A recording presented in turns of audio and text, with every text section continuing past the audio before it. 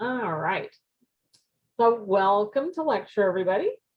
So today we are going to be covering chapter 5, genetics. Okay.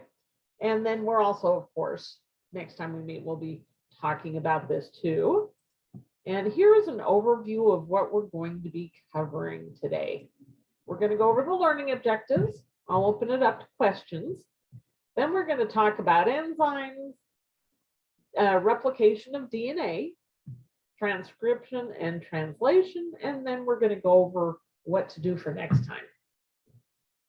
Okay, so this chapter helps move us toward being able to do the following learning objectives.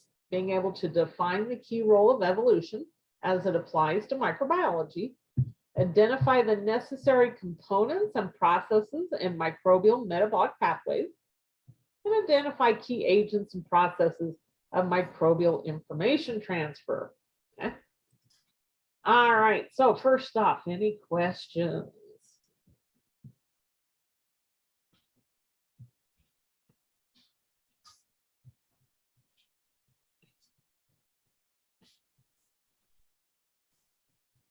Okay, if you think of some, let me know. I'm happy to stop and answer them. In the meantime, let us talk about enzymes.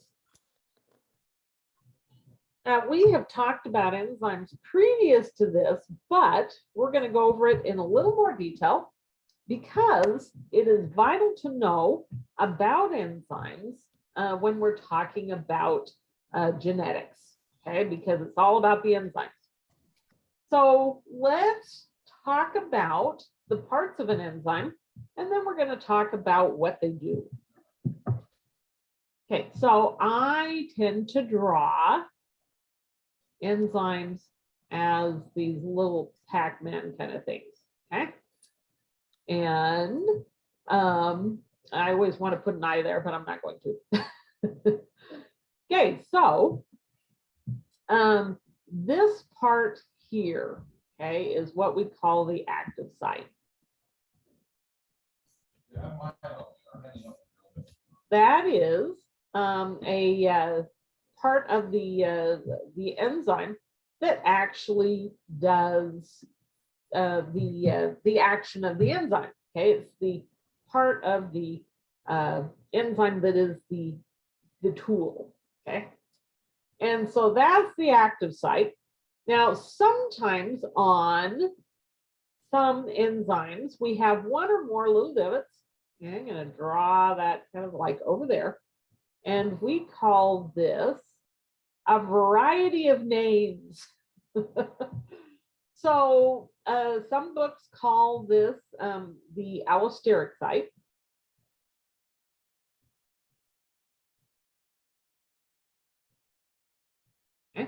Sometimes it's called the regulatory site.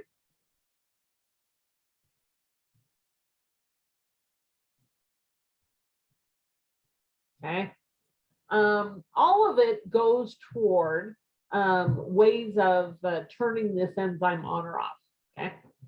So let us go ahead and talk about how enzymes function. So I'm going to redraw my little Pac-Man guy here.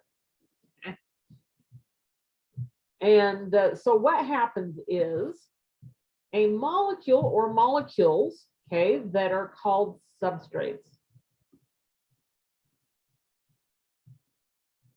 Okay, go into the active site. The enzyme changes shape or conformation. Okay, so if it is an enzyme involved in dehydration, okay, 2 monomers, okay, will go in. The enzyme will change shape and go crimp and remove the water, and then it spits out 2 monomers hooked together. Okay, and so what gets spat out, what comes out of an enzyme is called the product. Okay, so all of this requires the enzyme to move. Okay, so let's go back. Okay, so this is the active site. That's where the substrate or substrates go in, and that's where the product or the products come out. Okay. Now over here at this allosteric site, okay, let's say that I want to turn this enzyme off, okay? I do not need the product or products that are being made. So I can take, I'm going to draw this with kind of a key shape here. I can go and I can plug this up and I can make this so that the enzyme is unable to go crimp, crimp, crimp. Okay. So I turn it off. Okay. Then when I need more product, I can take the key out. Okay. And now the enzyme is able to go crimp, crimp, crimp. Okay. That is an example, okay, of regulation of the enzyme using this regulatory site, this allosteric site. Okay. Now, sometimes, and well, let me back up. So I can either turn the enzyme on or off using this site. The example I gave was turning it off, okay, inhibiting the action of the enzyme, okay, by, preventing it from moving. Now, sometimes an enzyme doesn't have the right shape to do its job unless there is something to turn it on. Okay, so the regulatory elements can either turn the enzyme on or off. Okay, all right. So let's say that I have a metabolic pathway. Okay, that's where I start out with substrate A, okay, and then I get,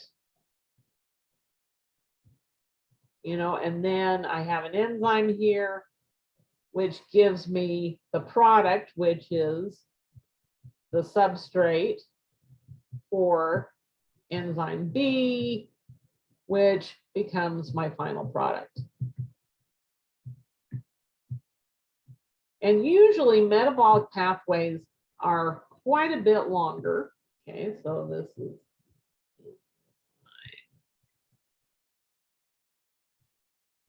A, okay, take substrate A, turns it into a product that is substrate B for enzyme B, okay, but they're quite long, okay, but let's say, okay, that in this example, that the final product, okay, is the regulator, okay, for enzyme A.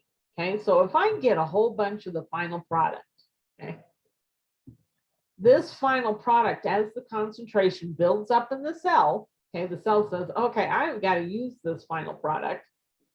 Otherwise, I'm going to pop. Okay, so I need to stop making this until I've used it up. So the final product goes, whoops, I took it too far. Let me try that again. The final product goes, binds to enzyme A, and that stops the entire metabolic pathway. Okay. We call this feedback inhibition.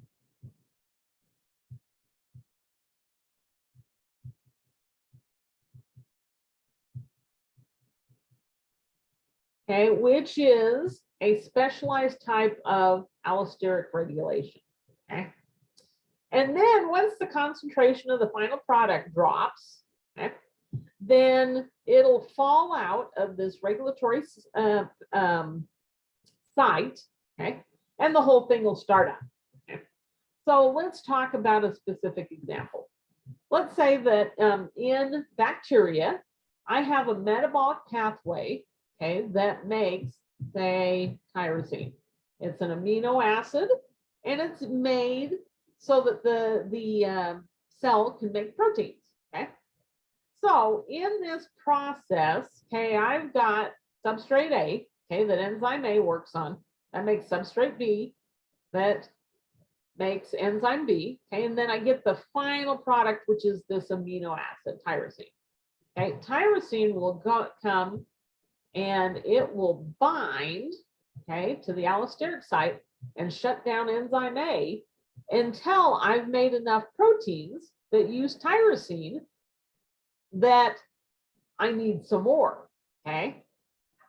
All right, so questions on that type of thing?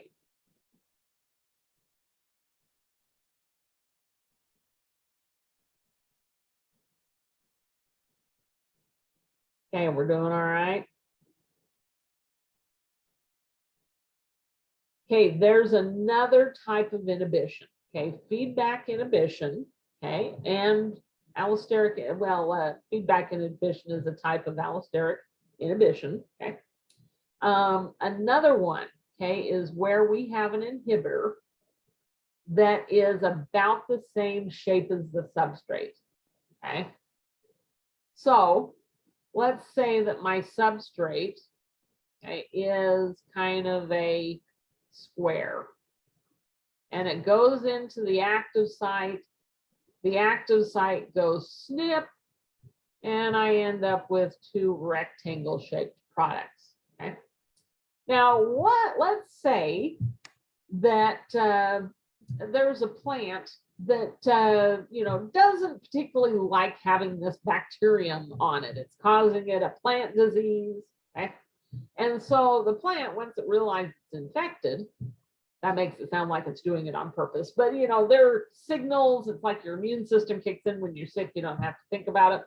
Okay, but let's say that the plant makes a bacterial poison, okay, that is just about the right shape. So when that goes in, it kind of gums up the active site. It's mostly the right shape, okay, to go in there, but it's not quite the right shape for it to go snip, okay. So the enzyme has to wait until this funny shaped antimicrobial pops back out, and then it waits for the next substrate to pop in, okay. So we call this competitive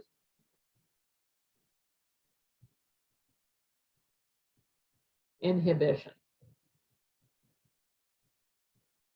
Okay, so we've got something that is competing for the active site, okay.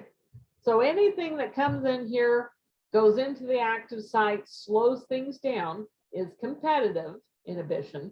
Anything that involves the site other than the active site is allosteric or regulatory inhibition, okay, and feedback inhibition is an example of that, okay? Which brings me to, I forgot to mention that enzymes are very, very specific, okay? The substrate has to fit into that active site perfectly, okay? So let's say that I have, as an example, okay, let's go ahead and clear the board. Okay, let's say that I have two disaccharides, two simple sugars, okay, and this is just an example, okay. So let's say I have lactose. We'll say this is lactose, milk sugar. And over here, I'm going to put sucrose. Okay, table sugar. Okay, that's what you put on your cereal in the morning, unless they've already put it in there for you. Okay, so sucrose is made up of two 6-carbon sugars, but this one has 2 carbons sticking outside of the ring, okay, and this one has 1. Okay, and with lactose, we've got a similar situation, okay? But here we've got 2 carbons sticking out of the ring this way, okay? So the enzymes that will go and do a hydrolysis reaction on lactose, okay? So here's my enzyme. By the way, does anybody know the name of the enzyme that will break down lactose? Lactase. Lactase. Very good. Whoops, I'm spelling it wrong. Okay, you can tell enzymes, okay, because they have an ACE ending most of the time, okay, and they usually say what they do. Okay, so lactase will snip lactose. Okay, now lactase will break down lactose because these two sugar units will fit into the active site just right. Okay, because it's built to take these two little sticky up parts. Okay, whereas lactase will not break down sucrose. Okay, sucrose is just the wrong shape to fit in there. Okay, instead, we have another enzyme that's got a slightly different shaped active site. Okay, that is just the right shape for sucrose to get in there and be snipped. Okay. Okay, so there's a number of different names for enzymes that do this, okay? But if you had to guess, what would you say was the name of the enzyme that will break down sucrose? Sucrase. Sucrase. Okay. And, we've named different types of sucrases based on, whether they come from bacteria or we pulled them out of human saliva. Okay. All right, so they are very, very specific. Okay. And then say the enzyme in your stomach, okay, that starts breaking down proteins. Okay. We call it peptase because proteins are peptides. Okay. At least, okay, now I'm wondering if that's what we call it. I'm pretty sure it's peptase. Anyway, all right, so they are very, very specific. They are very specific for their substrate. Okay, remember the substrate is what goes in. The product comes out, in this case, products. Okay, because we're snipping this disaccharide into two monosaccharides. Okay.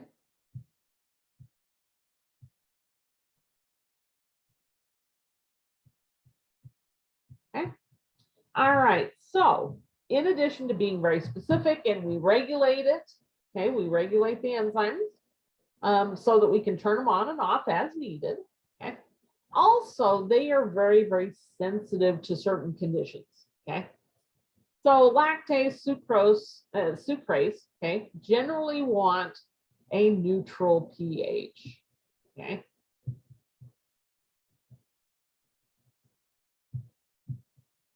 Okay. So the sucrase in human saliva works best at a neutral pH. Well, pretty close to neutral. When we say neutral pH, when we're talking humans,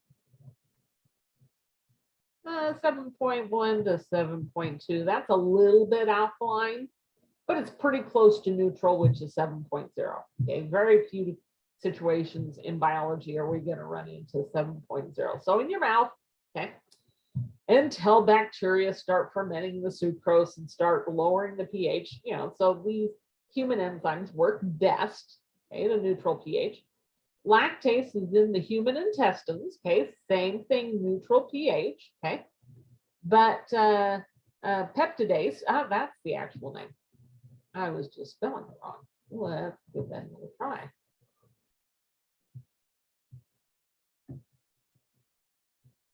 Okay, that works in the stomach. If you had to guess, what pH would you say that it would work best at? More acidic. Yeah, it works best at an acidic pH. Okay, it works best at a pH between 2 to 3. Okay, because that's the conditions in your stomach. Then when your stomach contents go into your intestines and your liver, your gallbladder has been putting in different substances that will neutralize all those stomach acids because we don't want to get a duodenal ulcer, then the peptidase stops working because it's not the right pH. Okay, and then other enzymes that break down proteins kick in. Okay, and bacteria are the same way. Okay, when we get into growth conditions, okay, because of the function of enzymes needing a certain pH, they need a certain temperature to work well, all of these different things, we have to provide those conditions to bacteria when we grow them in the lab. Okay. All right, questions about enzymes?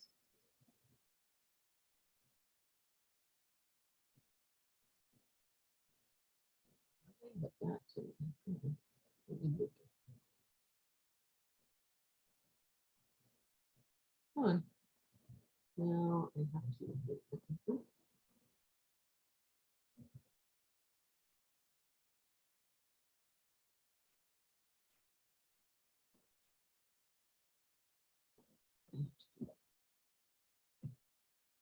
Okay, I have some questions for you. All right, so we're going to talk about antibiotics. Okay, first one, and for this, you don't have to know anything about the antibiotic. You just have to know what I have in the question for you. Okay, sulfur drugs have a shape that is close to one of the substrates in the folate synthesis pathway. Okay, folate is a B vitamin. Okay, the action of sulfur drugs would be considered, and you get to pick between these: allosteric inhibition, competitive inhibition, denaturing the enzyme, feedback inhibition, or inhibition of protein synthesis. Okay, we've got some good early voting.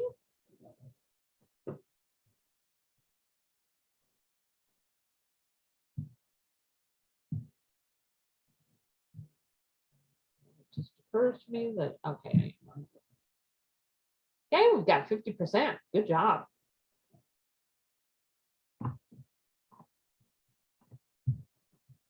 Okay, we're almost to 75.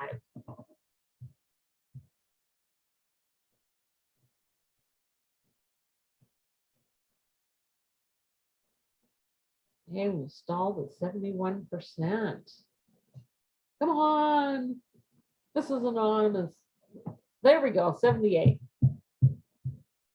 Let's see if we can break 9. Oh, there we go, 92. Now I just need one more. 100%. Good job. Okay, so most people picked competitive inhibition, okay? Which, by the way, is the correct answer. Who would like to tell me why it's the correct answer? Because it's like it's the same shape. Well, it's not the same shape, but it's like the same shape. So it kind of works. You're on the right path. Keep going. So it'll compete for the area of the site. That's all I got for that. Oh, okay. Very good. That was very good. So yes, it does compete for which site? Who would like to tell me which site it competes for? The active site. Very good. Very good. Okay. So if you picked one of the others, don't feel bad. We're still, you just barely learned about this kind of thing, and it takes some repetitions for it to stick. Okay. So don't feel bad. All right, so we're going to move on to replication of DNA, and we're going to be talking about a bunch of enzymes. So we're going to get some good application of what we just learned about enzymes. Okay. All right. So let's say that I have a bacterium, and it has grown up to be a grown-up bacterium, and it is big enough that it can divide. Okay. So as you learned in previous chapters, it undergoes a process called what?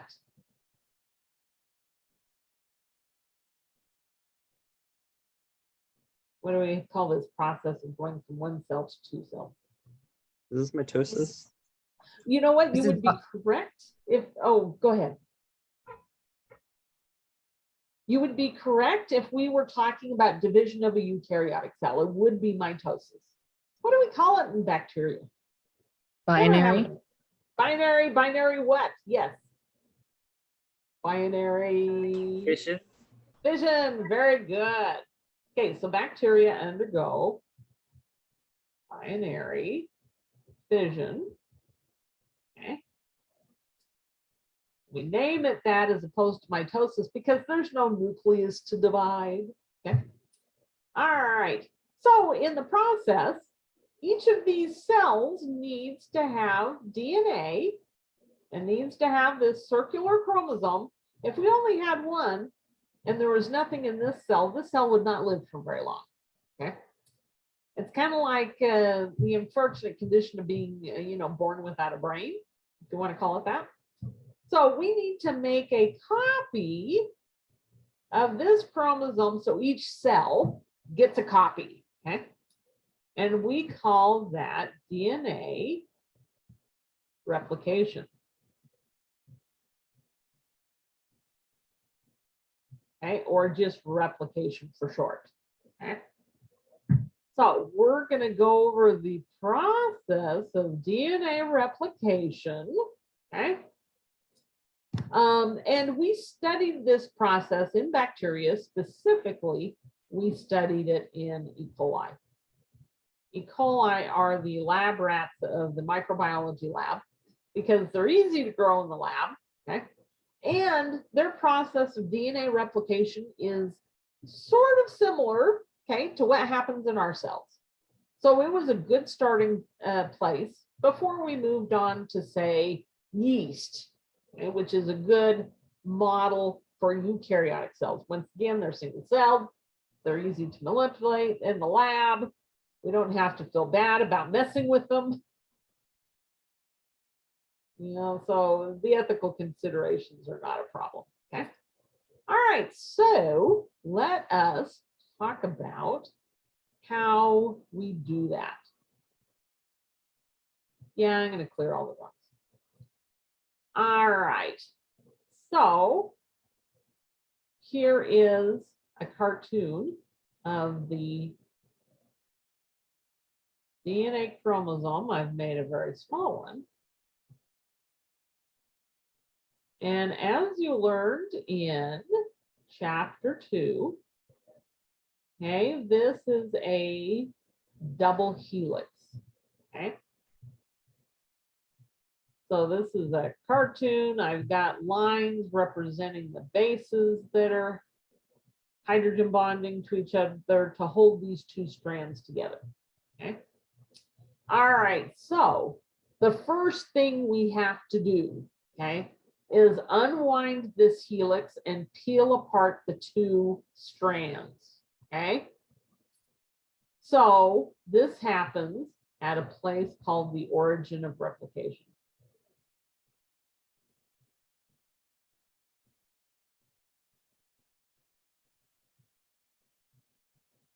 Okay, and it is a special spot on the chromosome that says start here.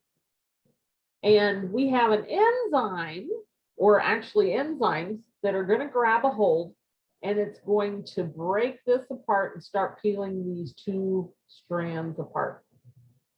And we're going to get kind of a little bubble. Okay.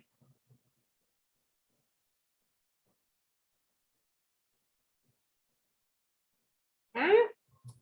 So the enzyme that sits down and grabs a hold of the origin of replication and starts to break the hydrogen bonds between the two nitrogenous bases that are hydrogen bonding across the two strands. Okay.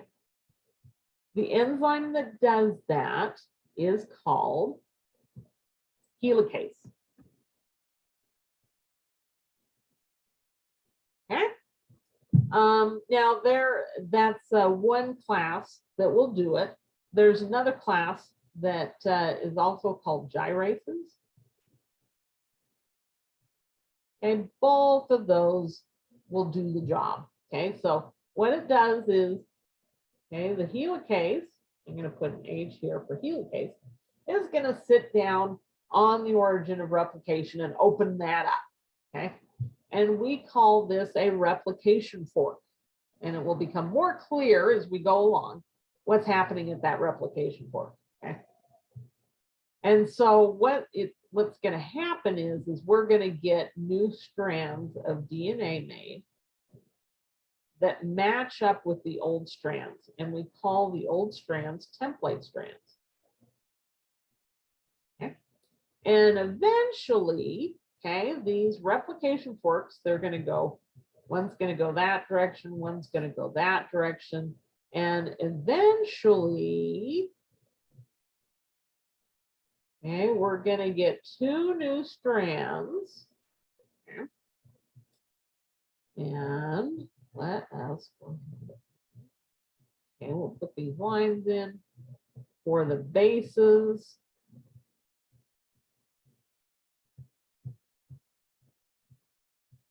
And this is looking like a furry monster at this point, but let's go ahead and put the old strands in.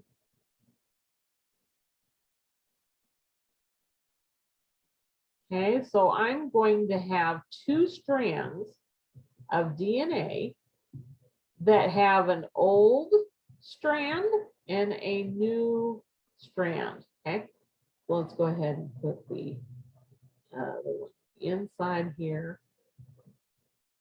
Okay, and by using the original double strand of DNA as a template for the new one, okay, that helps the cell maintain the information in that DNA. Okay, so it's kind of like if I'm transcribing notes out of the book. Okay, I've got the book, I'm looking at the book, and I'm writing down the same information. Okay, I'm going to make fewer mistakes than if I'm going, okay, what did I just read? Okay. So, which by the way is a good study technique, but it's not good for making an exact copy. Okay. And the bacterial cell needs an exact copy. Okay. And so this chromosome, this copy of the DNA is going to go with one cell, and this copy here is going to go with the other cell, and they're both going to get the same information. Okay. Exactly. That's my story, and I'm sticking to it for now. Now, mistakes do happen, but we'll talk about that later. Okay. All right. So any questions about this bird's eye view? We're looking at the forest before we dive into the trees and get lost in the forest looking at the trees.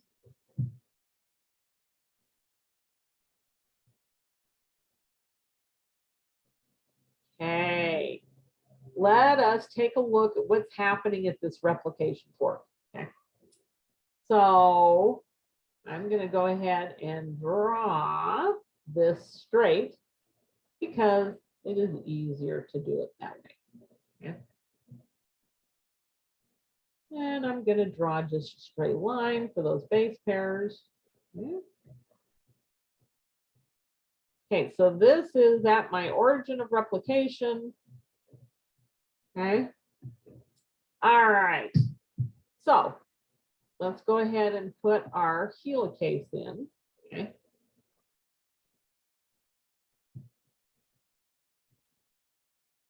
Okay, so as the helicase goes, it unwinds the helix, okay, and separates this, so it's kind of like unzipping the zipper, okay. Now, there's another thing that we need to keep in mind here, okay. Strands of DNA are what we call anti-parallel, and they do have an orientation, okay. And the book has some lovely figures, okay, and if you want, I can go over that again, but for right now, we're going to stick with 5' and 3'. Okay, so if this one has a 5' end here, this other end has to be the 3' end, okay? And it's going to go the exact opposite direction, okay? So DNA strands are anti-parallel, okay? And it's kind of like I-84. One direction is heading eastbound, the other direction is heading westbound, okay? So we've got eastbound and we've got westbound here. Okay. All right. So we need to start making this new copy, okay, that is going to use the information on this template to make an exact copy of this one, okay? So here we're going to make an exact copy of this strand. Here we're going to make an exact copy of this strand, okay? So we end up with the exact same stuff, okay? All right, so we've talked about one enzyme, helicase, okay? Now another enzyme is going to sit down, okay? Let's see, so we're going, let's see, all right. So another enzyme is going to sit down, and what it needs to do is make a primer, okay? So here's why. The enzyme that makes DNA polymerase, okay, has kind of a big mouth. And so 2 strands will fit into the active site, but if I have just 1 strand, it's going to rattle around in there and it's not going to fit, okay? So DNA polymerase needs a double strand to grab a hold of before it can start adding more nucleotides, okay? So what happens is another enzyme, okay, which is an RNA polymerase, will come in, and it's called primase. And it will start a short segment of RNA that we call a primer, okay?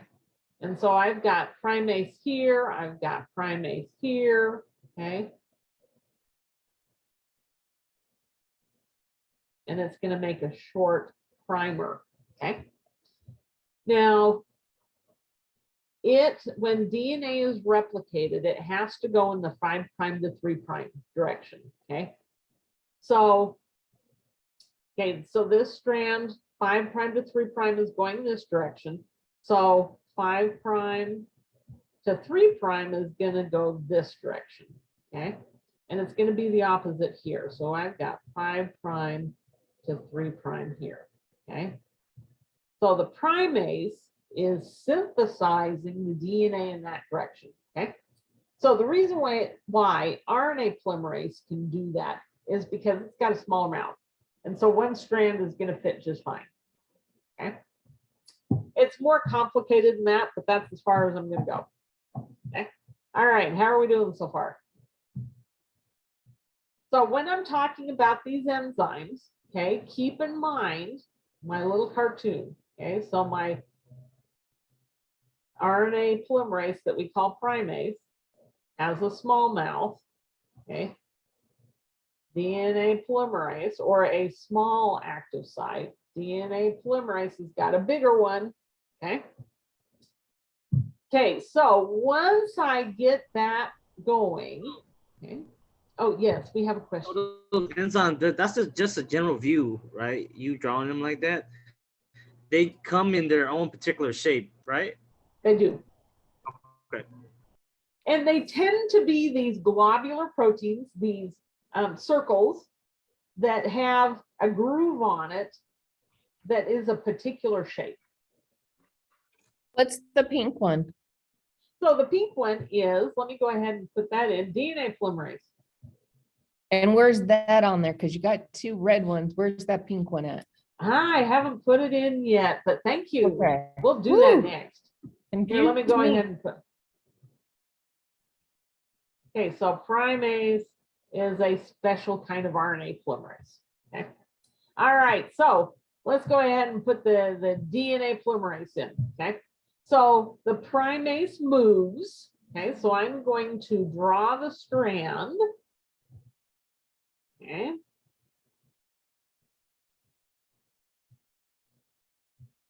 Okay, so the helicase is moving. Okay, so the helicase, Okay, so the helicase is here, okay, and it's moving. We've got another helicase over here, and I'm going to go ahead and put my base pairs here.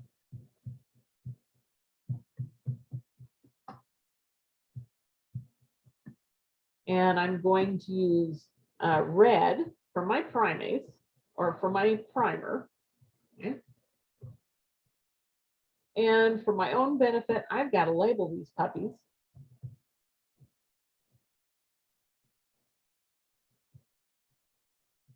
Okay.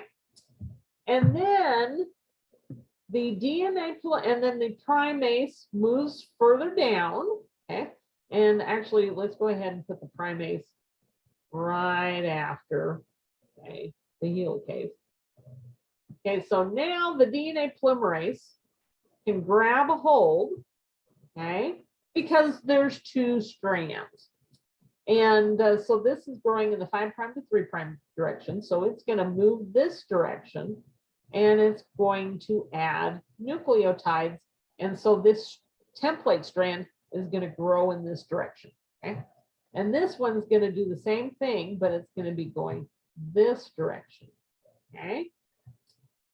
Yep. Okay. All right. So I have drawn too big. I now need to get a new screen, but are we doing okay so far? We've got DNA primase come, well, okay, helicase or a gyrase comes in, opens up the replication fork, okay, and it's going to go chugging along this way. We're going to and chugging along this way, and then it's going to open things up, okay, and make this replication fork. And then the primase is going to come along and make a primer. And then the DNA polymerase is going to grab a hold of that primer and it's going to go check, check, check, check, check. Okay. All right, so let's make this a bit bigger. Let's get this further down. Okay.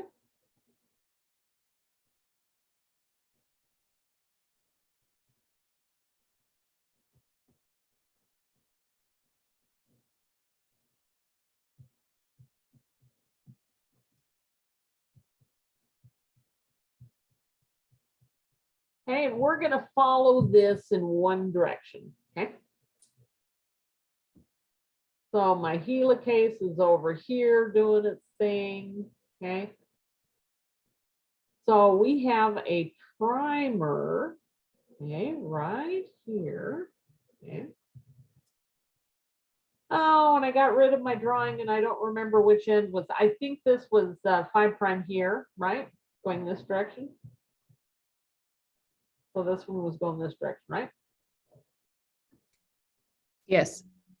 Okay, and this one is going this direction. Okay. All right, and I've got my DNA going this direction, okay? My DNA polymerase. And this one is going this way, okay? Now let's say that this helicase got a little delayed, okay, as it's unwinding. Okay, here's my bubble. This strand that I've drawn straight is actually coiled. Okay, and this was a whole lot easier analogy back when we had phones that had phones. You know, they were not, it was before cordless phones. They had this big long cord and you have the receiver that you held to your head and you're probably going, I have only seen that on old black and white TV shows. Okay.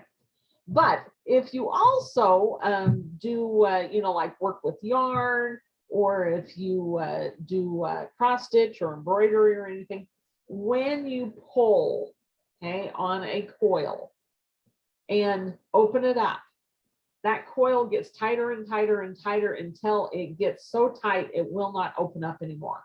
Okay, we call this supercoiling. So as this gets tighter and tighter and tighter, another enzyme will come along. Okay, and it will sit down there and it will snip one side, uncoil it, and then re-put it together. Okay. In the meantime, helicase has to wait. Okay, until, and we call these topoisomerases.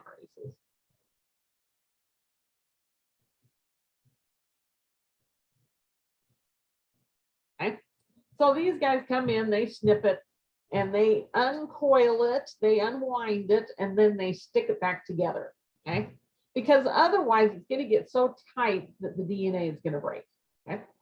So we'll say that we've had some supercoiling this direction, and so this helix is waiting. Okay. This one, on the other hand, keeps going. Okay. It keeps going, chug, chug, chug, chug, chug. And so this one can continue to be synthesized in this direction. Okay.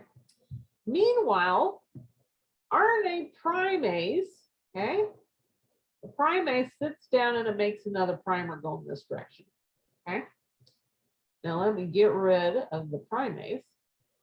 So now DNA polymerase comes along, okay, and it goes chug, chug, chug, chug until it runs into the next primer.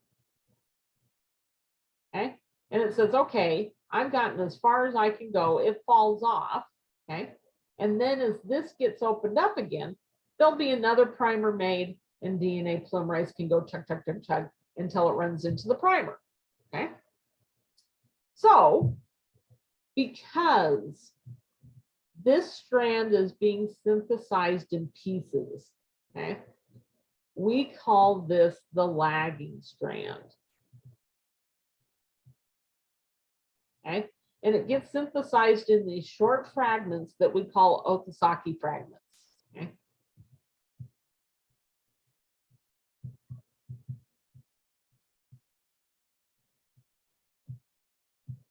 Okay. Meanwhile, this one that is synthesized continuously, okay, we call the leading strand.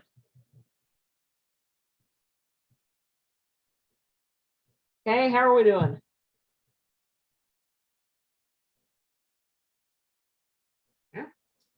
Now, eventually, this bubble is going to open up until, like I showed you at the beginning, we're going to have two complete new strands of DNA. So is there two complete double strands of DNA? Yes. Is there two DNA polymerases? Yes, there's one up here. Yeah, let me go ahead and put the DNA polymerases in. So I've got this one going chug, chug, chug, chug. I've got this one that this one ran into the stopping point. It couldn't go any further because it's not unwound. Oh, yeah, So, I understand the drawing. I'm talking about okay. from the reading. From the reading, was there, because I saw DNA polymerase 3 in Roman numerals, and then there was DNA polymerase 1 by itself. So what's the difference in those? Yes, let's talk about the difference. Okay, let's go ahead and do, let's do it in blue. No, we don't want to do it in blue. Let's do it in purple. Okay.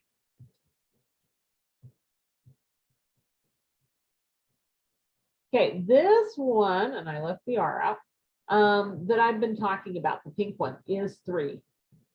Because it was discovered third, okay, reflects the numbers of copies of this enzyme that we find in a dividing cell. Okay. Whereas the other one that we talked about, or that was talked about in the book, is DNA polymerase 1. Okay. So DNA polymerase 3 is doing the bulk of the synthesis of a DNA molecule, a nucleic acid, is DNA polymerase 3. Okay. Now DNA polymerase 1. Okay. So let's get rid of these enzymes. Okay. So as it goes along, we're going along further and further. Okay. We do not want to keep RNA in with our DNA.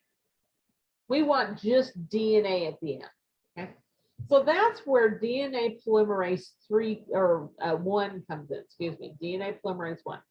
It says, okay, I'm going to replace these primers with DNA. And it can do that because there's 2 strands. It's a DNA polymerase. And so it has to sit down on a double strand. Okay. So what it does is it goes in and it gets rid of the RNA primer and it replaces it with DNA. Okay, so DNA polymerase 1 is going to come through and replace all of the primers. So I have just DNA.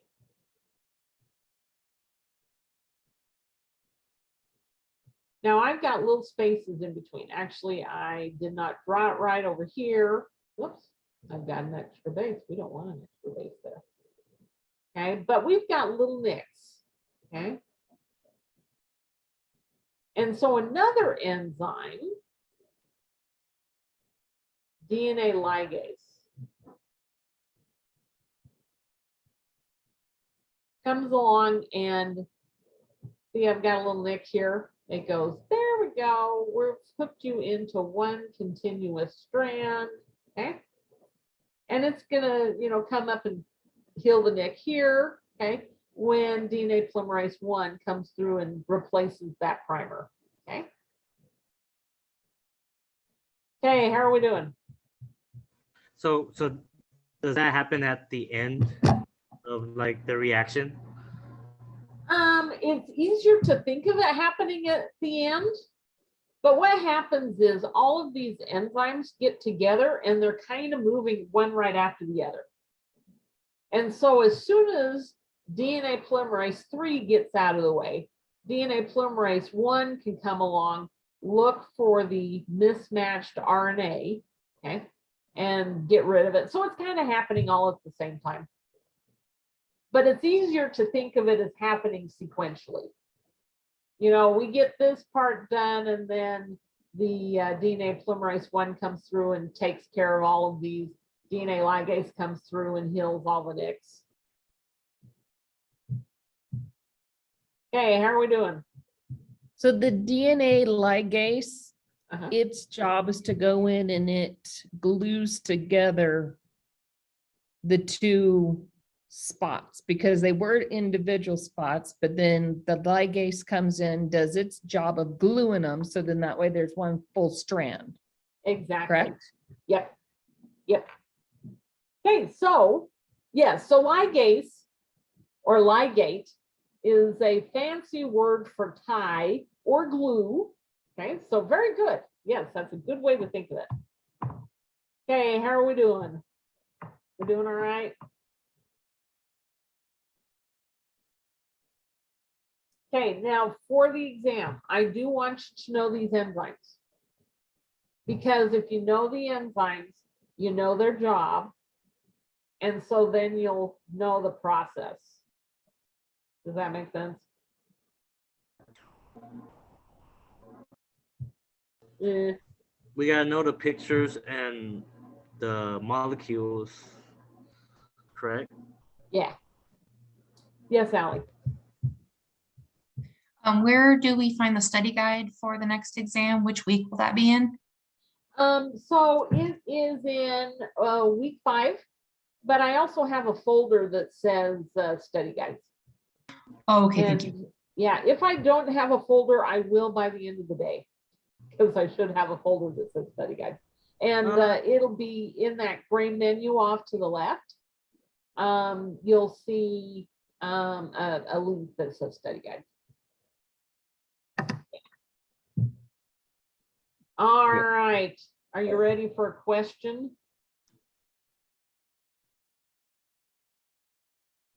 There we go. Let us apply what we have learned about DNA replication. Now, this is going to be a hard question, okay? So don't feel bad if you don't get it right, okay? Okay, we're gonna stop sharing. We're gonna relaunch the poll. Okay, so we're gonna take what we know about DNA replication, okay? And remember, DNA replication in bacteria is very similar to what happens in eukaryotic cells, in our eukaryotic cells, okay? So let's say that you're wanting to inhibit growth of cancer cells, okay? You want to shut down their DNA replication, because if they can't replicate their DNA, they can't divide, and then it gives your immune system time to go in and clear out the cancer, okay? So what enzymes involved with DNA replication would be good targets? Okay. And by the way, there is more than one right answer. You just have to pick your favorite right answer.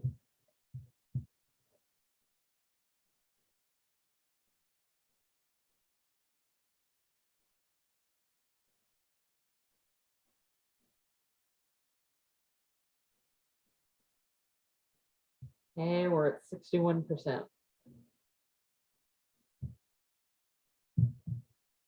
Ooh, 76%.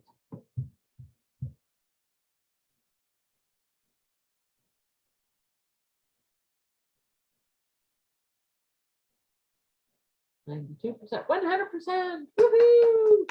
Good job. All right. Okay, so let's start with the most popular one, DNA polymerase.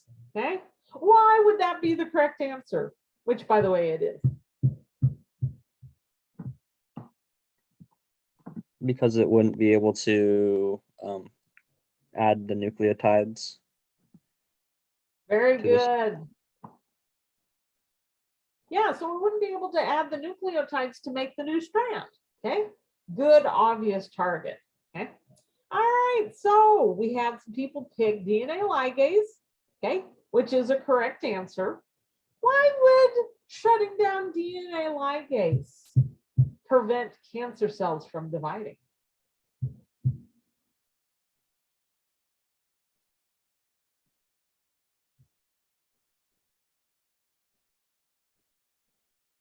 It's the correct answer. You just got to tell me why.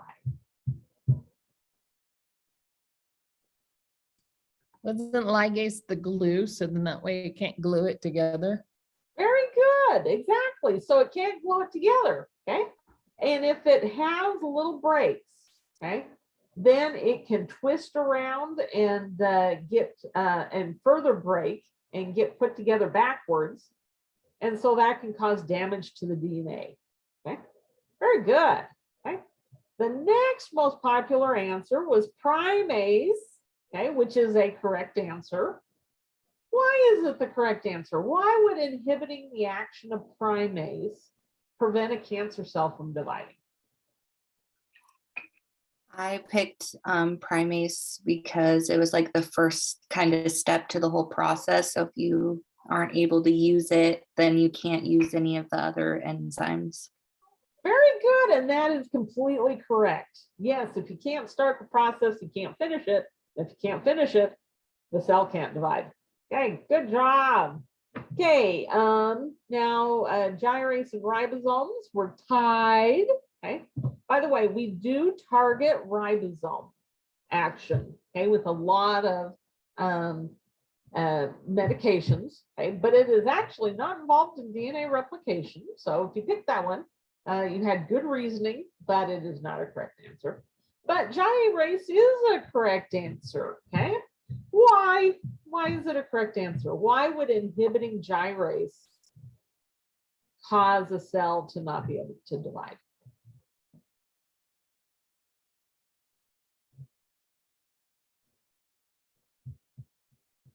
I know I'm putting somebody on the spot here.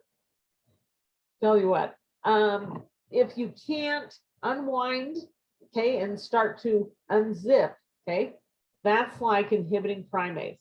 Okay, you inhibit that step, you can't start, you can't go. Okay, all right, good job, everybody. Okay, now let's go on to transcription. Okay, the cell has divided, okay, and it is ready to settle down and start making proteins, okay? So transcription and translation is where we take the information from DNA and we start building actual stuff, okay? So here's my analogy for how this happens, okay? So DNA is like the library book. Okay. So the chromosomes, okay, or chromosome is like the library. Okay. It's got all the books I would ever need, okay, to be able to build a house and to maintain it. Okay. Well, let's say I've got a leaky faucet. I don't want to play a plumber. I think all I have to do is change a washer. I'm not exactly sure. Okay. So actually, you know, the library book analogy isn't as good. What would happen is I'd go to YouTube and I'd look up a video. But we're going to go old school.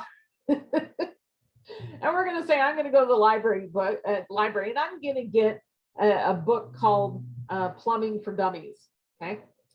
So, but you know, they don't want me to walk off with this book, Plumbing for Dummies, because they keep having people take them home and not returning them. Okay. So what I do is I go over to the photocopier. Boy, this just seems so 2000 or pre 2000. This is so last millennium. All right. So what I'm going to do is I'm going to make a photocopy of the page of the book that talks about leaky faucets and how to change the washer. Okay. Because I read the book, that section of the book, and I went, oh yeah, this sounds just like what's happening with my leaky faucet. It is a washer, but I'm not going to trust that I'm going to remember when I get home how to do this. So I'm going to make a photocopy of that part of the book. Okay. So it is not the entire book. Okay. It is just a part of the book, but I have made a copy of the DNA. And not only have I made a copy of the DNA, I've made a temporary copy of the DNA. Okay. Then I'm going to use that photocopy. I'm going to take it home, and I also don't have to worry about it getting wet while I'm messing around with that leaky faucet. And I'm going to use it to do something. Okay, in this case, I'm fixing a leaky faucet. Okay, so the doing something is where I use the information in RNA, okay, to make a protein. Okay, the RNA is not turning into the protein. Okay, I'm just using the information to make the protein. Okay, because remember, nucleotides are different from amino acids. Okay, okay, so if I were to have more than one book, say I'm going to start another library, and so I go to the publisher and I get more copies of the book. Okay, so when I make more DNA from DNA, that is replication. Okay, then when I'm making a temporary copy of DNA to RNA, that is transcription. Okay, so basically transcription is to write something down. That's even more old school. This is pre-photocopier. This is where I would take the library book and I would make notes by hand. Okay. Then when I'm going from RNA, which is a nucleotide, which I'm going to abbreviate as NT, and I'm going to a protein, which is made up of amino acids, that is translation. I'm going from the language of nucleotides, nucleic acids, to the language of amino acids, proteins. Okay, so it's like switching from, say, Spanish to French. Okay, English to German. Yeah, so I'm translating from one kind of molecule to another kind of molecule. Okay, how are we doing so far? Doing all right? Yes. So it follows down the line. It does. It does follow down the line. Transcription turns into translation, which is basically protein synthesis. Exactly. Okay. Yep. You got it. All right. So let's start with transcription.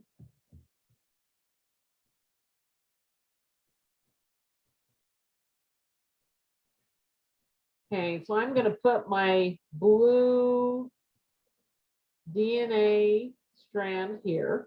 Okay.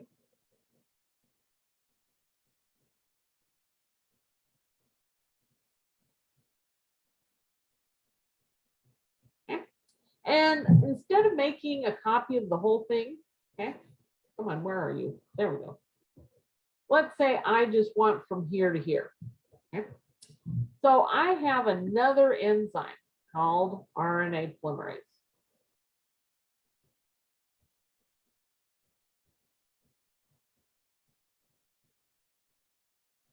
Okay, so we call it a polymerase because I'm making a polymer using this enzyme. Okay. So it's going to sit down there, and because I'm doing just a short stretch, okay, it's going to do jobs. This tool is going to do jobs that require more enzymes in DNA replication, because in DNA replication, I'm doing the entire chromosome. Okay. For a short stretch, I only need one enzyme. Okay. So it's kind of like if I'm just going to be hammering together just a small bookcase, okay, I could probably get away, if I buy the boards pre-cut, okay, I could probably get away with a screwdriver, okay, because most of the time they want you to use wood screws, okay. So if I get the pre-done boards, I can just use a screwdriver for the whole job. Whereas if I were going to build the boards and put in the holes that the screws are going to go in and sand it and everything, I'm going to need more tools. Okay? I'm going to need a saw, I'm going to need a drill, I'm going to need a sander, and in addition to the screwdriver. Okay. But since this is kind of the pre-made, it's just a short stretch, I only have one enzyme. Okay. So for transcription, you only have to remember RNA polymerase. Now, there's all sorts of different kinds of RNA polymerase, but in this class, you don't need to worry about it. So RNA polymerase sits down, okay, on the DNA strand, and it unwinds just a short stretch, okay, just the stretch that it wants. Okay. And we're going to say that the gene that I'm going to make a copy of, okay, is on this part here, okay, and it's going from 3' to 5'. That's more for my benefit than for yours. And my RNA polymerase is going to grab a hold, and it's going to go chuck, chuck, chuck, chuck, chuck, chuck, chuck, okay, and it's going to make an RNA copy, okay, and because remember, this has got to be anti-parallel, okay. And so this is going to be the 3' end, okay? And then my 5' end is going to be down here, because unlike DNA replication, as soon as this RNA is made, it starts falling off, okay? Until I get this strand of RNA, okay, that is a copy of this strand of DNA, okay? So we call this strand of DNA the template strand.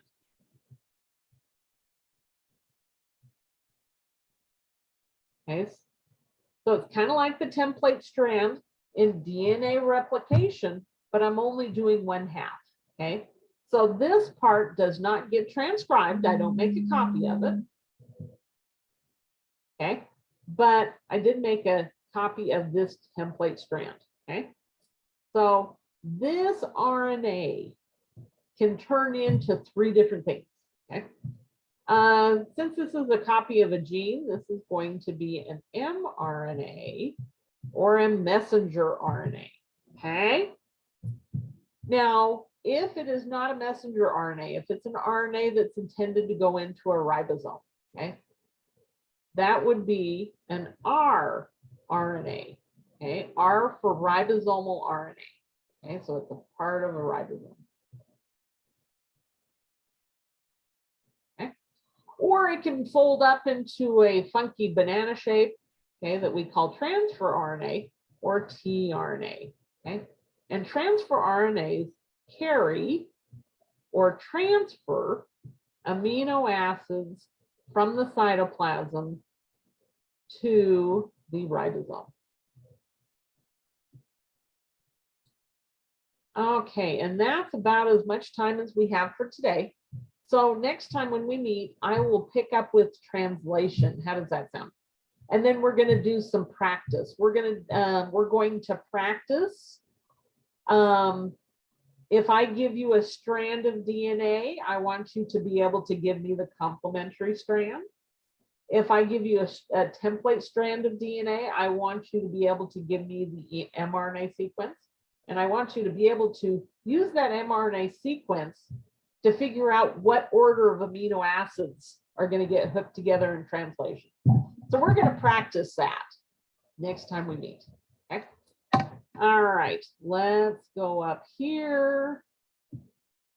We're going to fast forward to what to do for next time, excuse me. Okay, and I had, okay, so here's what to do for next time, okay? Actively study the information in this chapter, okay? Write down any questions that you have because I'm happy to answer them, okay? Finish the items in the week 6 lecture folder, and then the biology chemistry badge is due this Friday, and it is perfect to be finishing up on this week because there's a lot of chemistry in this chapter. Okay. All right, any questions? Okay, so when you were talking about the test earlier, and like what and how we have to know each enzyme. So by each enzyme, do you mean like how we have to know that helicase breaks the causes the fork in the DNA and stuff, and then the polymerase finds it in the RNA copies? Yeah. Okay. Yep. And so basically the RNA in most of these steps is temporary. Yes. Okay. Including the mRNA, okay? Because when we get to translation, different mRNAs have they have different expiration dates. Some have a long shelf life, and we make a lot of proteins from them before we go snip, snip, snip, snip. Okay. Others, you only translate them 2 or 3 times, and then we have RNases that go in and go snip, snip, snip, turn them back into nucleotides so that we can make more mRNAs. Okay. So yes, they are temporary. I think I understand. All right, other questions? That's good, Mitchell, because I don't. Oh, okay. I know, especially at the beginning, a lot of this is going to be confusing, okay? What works for me, because I'm a visual kinetic learner, is looking at the figures and drawing them out, and then trying to draw them out by memory. And then as you draw them out from memory, at least for me, all of a sudden I had an aha moment. Oh, I get it. I get it. And I don't know why the brain works that way, but it does. I mean, it's almost like you're trying to take new information and figure out where to put it in your brain for long term. And until you have a place for it, it gets dumped into the garbage. Okay. But if you have it going into your brain enough times, your brain says, okay, I've got to make a folder for this. It keeps coming up. I better make a folder so I can get to it, and I'm not going to put it in the garbage. And so that's when the aha moment comes, is when your brain makes a folder for the information. So don't feel too bad that right now it's confusing, because unfortunately that's the process of learning. But yeah, next time do ask me questions. Oh yes, go ahead. All of this takes place in the nucleus, right? If Is that it is where a it's eukaryote, happening? if you are a eukaryotic cell, yes. In our cells, And that's the where we're at DNA right now.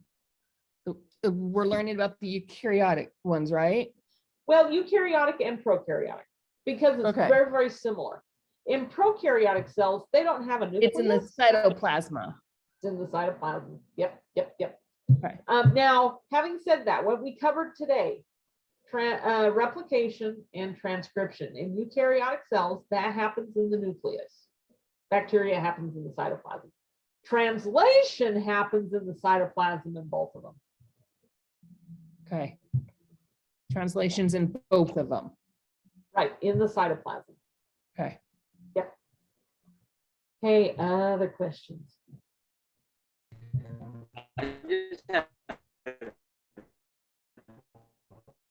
question. Sorry, you're cutting out. It may be on my end.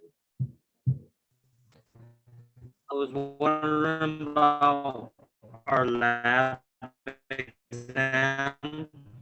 Oh, yes, for week okay. 6 vote. Oh, yeah. Okay, so you're asking about the lab exam. Sorry, I missed the last half of that.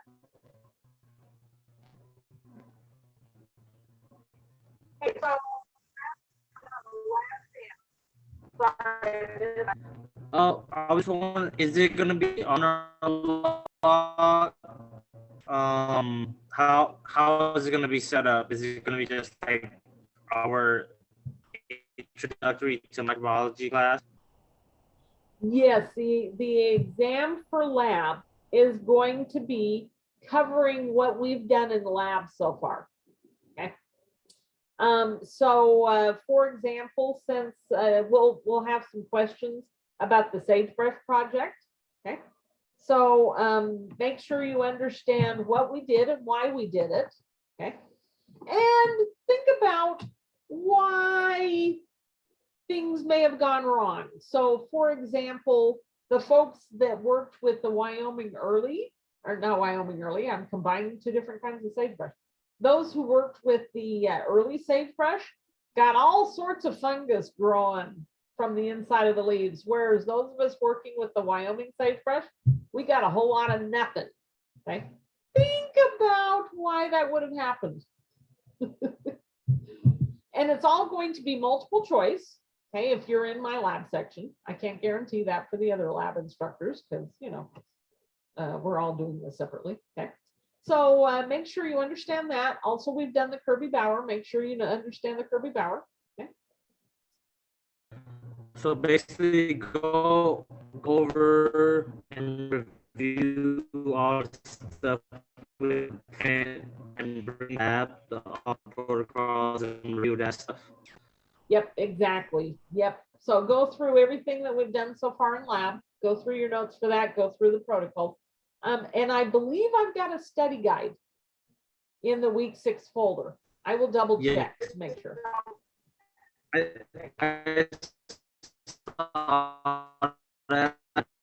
printed it out, and it is going to be on exam, correct? Yes. Yep. Okay. Good question.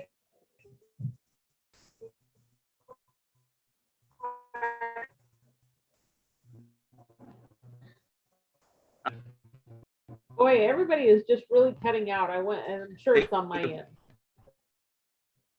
It's my end too, so. Oh, okay. Maybe if they ask their questions in the chat, then that Yeah, way we let's can have hear it. let's have you ask the question in the chat, and I'm gonna go ahead and stop recording.